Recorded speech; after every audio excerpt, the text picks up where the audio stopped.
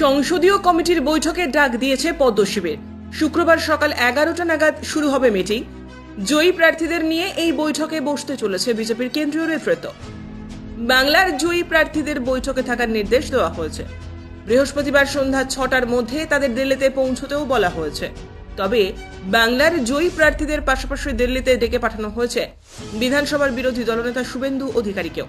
সূত্রের খবর, এই বৈঠকে মূলত আলোচনা হবে আগামীতে দলের লক্ষ্য নিয়ে। পার্টি কিভাবে আগামী দিনে চলবে, নবনির্বাচিত সাংসদরা কিভাবে কাজ করবেন, নেতারাই বা কিভাবে সাধারণ মানুষের সঙ্গে আরও নিবিড় জনসংযোগ গড়ে তুলবেন, তার একটি রূপরেখা বেঁধে দেওয়া হতে পারে এদিনের এই বৈঠকে।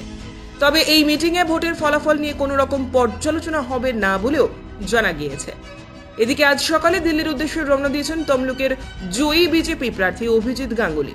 বৈঠক প্রসঙ্গে বিজেপির রাজ্য সভাপতি সুকান্ত মজুমদার বলেন, আগামী 7 তারিখ দিল্লিতে সকলে মিলে আলোচনায় বসব।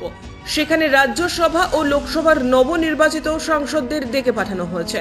বিজেপির অন্দরে প্রশ্ন, এবার কি সভাপতি পরিবর্তন হতে পারে? সভাপতি বদলে কি দলকে রাস্তায় নামাবে বিজেপি? আমি দিল্লি যাচ্ছি, আমি শুধু এটুকুই বলবো, 100টা বিধানসভায় আমরা এগিয়ে আছি। 26-এ হাওয়া বদল হবে, 26-এর আগে হাওয়া বদল হবে। একটু ধাক্কা দরকার, 140 অব্দি পৌঁছতে খুব বেশি দূরত্ব বাকি নেই। আমাদের ভোট বাড়ছে। দিল্লি থেকে ফিরে এসে প্রত্যেক জেলায় আমি যাব, সব জায়গায় বিজেপি লড়বে, পাল্টা মার হবে প্রয়োজন। যদি তৃণমূল সংহত না হয়, পাল্টা মারবো আমরা, পরিষ্কার বলে দিচ্ছি। ব্যুরো রিপোর্ট, উত্তরের প্রহরী।